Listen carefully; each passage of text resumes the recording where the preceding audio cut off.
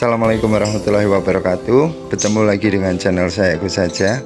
Terima kasih buat teman-teman yang selama ini selalu support, selalu memberikan semangat, sehat selalu buat jenengan beserta keluarga, dan doa-doa jenengan selalu dikabulkan Allah Subhanahu wa taala. Amin. Jadi untuk aktivitas pagi ini saya selalu dengan metode rendeng ataupun dengan dikasih jarak satu jangkau. Dalam pola perawatan saya kasih jarak seperti ini, harian saya jejer tempel dulu. Memang kalaupun dengan metode jantan yang disendirikan mudah bunyi ataupun dengan disekat-sekat mudah bunyi itu beda ya Om, beda, tahapannya beda.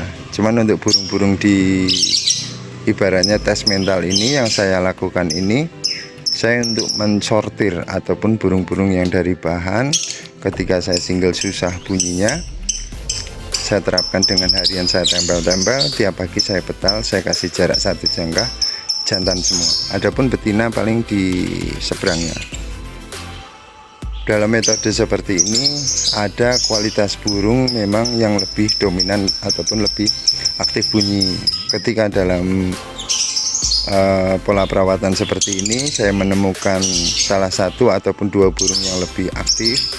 Ketika harian saya tempel pisah, biasanya saya sendirikan ataupun dari teman-teman ketika ada 3 burung ataupun 4 burung itu bisa lanjut ke sistem sekat-sekat. Adapun bisa dengan disingle di satu ruangan bisa, cuman kadang-kadang terlalu banyak tempat itu bisa juga dengan metode sekat-sekat. Perawatan sekat-sekat pun sama Om, tiap pagi tetap harus dipetal-petal seperti ini, dikasih jarak satu jangka, hanya melatih dari mentalnya ataupun dari perkembangan burung itu untuk lebih ngetes di mentalnya dan perkembangan dari burung itu setelah dari proses penggacoran, yang pastinya harus punya kolonian Om, ataupun istilahnya tumbal koloni. Meskipun koloniannya itu bahan-bahan biasa ataupun burung-burung yang biasa, itu kita buat temen dari player kita. Itu yang saya lakukan Om, karena dari jantan ini sebenarnya semuanya bukan masalah di pola rawatan, tapi bahan baku itu sendiri kita upayakan dengan awalnya tempel-tempel, pisah bantu jemur. Nanti ketika kita ulangin burung itu yang lebih dominan ataupun lebih aktif, lebih receh, ini bisa kayak seperti burung ini bisa kita sendirikan, ataupun kalaupun dari teman-teman punya 3 ekor burung ya bisa dilanjut dengan sistem sekat-sekat. Pembahasan masalah burung konslet, sebenarnya kalau masalah burung konslet itu dari proses penggacoran, pola perawatan dengan disingle ataupun sekat-sekat ataupun dengan sistem dikasih jarak satu jangka seperti ini, pastinya akan kebentuk sendiri sih Om. Maksudnya bukan masalah habis ini harus diapakan, habis ini harus diapakan, tidak juga sih. Yang pastinya harus mempertahankan di pola rawatan agar dia tetap rajin bunyi, terus memainkan birahinya, itu aja sih. Kalau masalah pakan ataupun mandi sih diraba aja Om, diraba enaknya seperti apa. Mungkin itu saja sih. Cuman pagi ini saya ingin update aktivitas harian saya.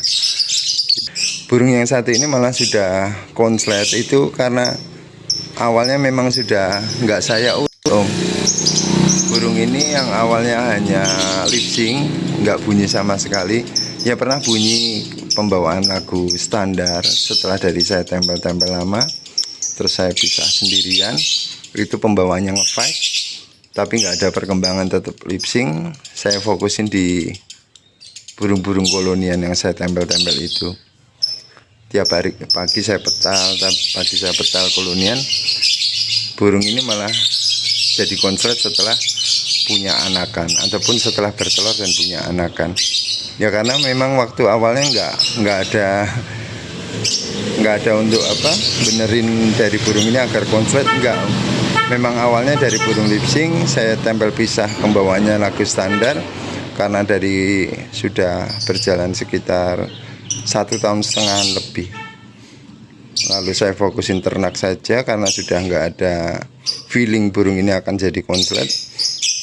Yang saya fokusin hanya burung-burung kolonian ini, malah burung itu terjadi ada perubahan. Sebenarnya kalau metode banyak ya, metode banyak, cara banyak.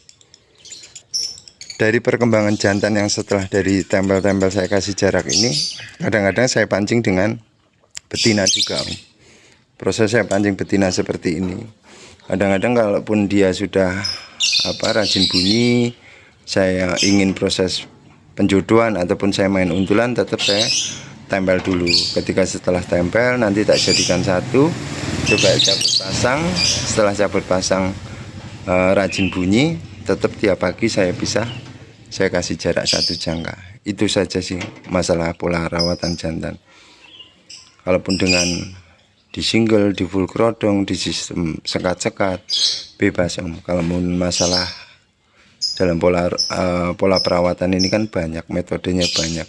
Ya intinya dari burung itu ketika kita upayakan, perkembangannya seperti apa, kemajuannya seperti apa, tinggal kita mainkan birahinya sama mentalnya. Itu saja sih om. Karena dari kemajuan burung itu akan muncul sendiri. Tidak ada yang harus didongkrak dari apanya. Kalau masalah dari pakan ataupun vitamin itu pun cocok-cocokan ya om, cocok-cocokan. Tapi semuanya tergantung dari burungnya juga, hasilnya seperti apa. Kadang-kadang metode yang sama, cara yang sama pun hasilnya juga beda-beda. Adapun lobet gestang juga sama om. Gestang itu selalu saya tempel-tempel, bisa bantu jemur kuat. Seperti burung ini juga gestang. Kadang-kadang dari pola rawatan tempel-tempel seperti ini, dikasih jarak 1 ini pun biasanya kalau untuk rawatan harian yang tiap hari di petal itu kadang bunyi, kadang enggak, besok bunyi, besok enggak, itu wajar om. Karena dari kondisi cuaca bisa berpengaruh, kondisi birahi juga bisa berpengaruh. Lama-lama pasti akan tahu kualitasnya dari burung masing-masing, akan kelihatan. Dan bisa juga dari teman-teman kolonian ataupun tumbal koloni itu bisa keluar bakatnya om. Nah ini burung yang udah konslet. Awal burung ini saya juga nggak ada feeling kalau bisa ke konslet lagi om. Karena burung ini yang awalnya itu cuman dari tempel-tempel, saya pisah kolonian. Yang ditempel koloniannya om, saya kolonian di sini, yang di depan itu saya taruh sini, hanya tempel pisah, dia tidak saya petal-petal, malah burung ini ketarik, ketarik di emosi nih. Ya kondisinya tetap birahi tinggi om. Setelah dia punya anakan dan betinanya bertelur. Gitu. Ya kalaupun cara metode banyak ya om. Cara metode banyak, yang banyak ditanyakan dari teman-teman kan pola rawatan Om Agus seperti apa, harian seperti apa. Sebenarnya kalau cara sama aja sih, metode sama aja. Kadang-kadang ya kita terbenturnya sama materi burung itu sendiri. Dan banyak sih dari teman-teman yang sudah laporan ketika burungnya sudah bagus, sudah enak, terus apa lagi yang harus dilakukan. Yang penting pertahankan di titik rajin bunyinya om. Nanti burung akan kelihatan sendiri ketika dalam proses penggacoran rajin bunyi. Insya Allah kalau memang materi ini bagus pasti bisa ngedobel, meskipun nggak semudah itu. Ini sama aja om. Ini ketika burung sudah ini kalau udah kena penjemuran bunyi satu, bunyi semua. Cuman kalau untuk ngedobelnya itu kadang-kadang juga susah. Memang ada materi burung ketika tanpa diapa-apain, cuman di single, pakan sewajarnya, itu pun bisa ngedobel ada. Karena semua tergantung dari bahannya. Ya yang rawatan saya pisah-pisah seperti ini kan saya hanya mengupayakan gimana caranya burung itu dalam proses menaikkan birahi dengan saya tempel-tempel, terus rawatan tiap pagi saya petal, saya kasih jarak 1 jangka. Yang mungkin awalnya itu burung nggak bunyi, pasti lama-lama bunyi, ngeriwik bunyi. Lama-lama semakin lancar. Ketika sudah lancar biasanya yang terjadi ya hari ini bunyi, besok enggak, hari ini bunyi, besok enggak. Bisa diterapkan 3 hari sekali. Dan buat teman-teman yang pekerja mungkin, buat teman-teman pekerja kadang-kadang bingung untuk proses penjemuran. Gak masalah Om, yang penting ditempel-tempel, nanti ketika untuk pemetalan waktu libur juga nggak apa-apa.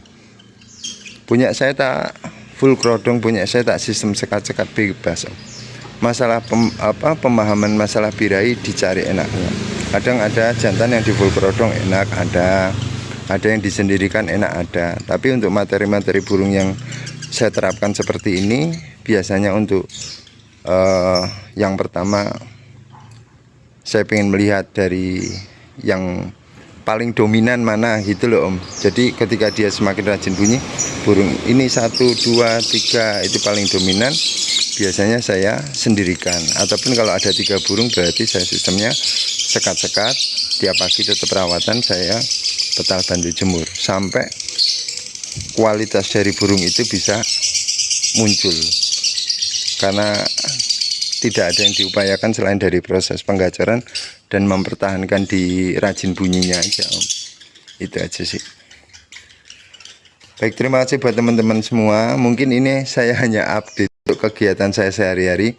Mungkin saya akan lebih sering ataupun update dari teman-teman, monggo kalau misalkan mau menanyakan perawatan atau pengondisian teknik finishing paling aman, itu monggo lewat pertanyaan, nanti saya bikinin ya, saya upload Om, saya upload lewat video. Baik, buat teman-teman semua, terima kasih untuk supportnya, selalu buat jenengan beserta keluarga.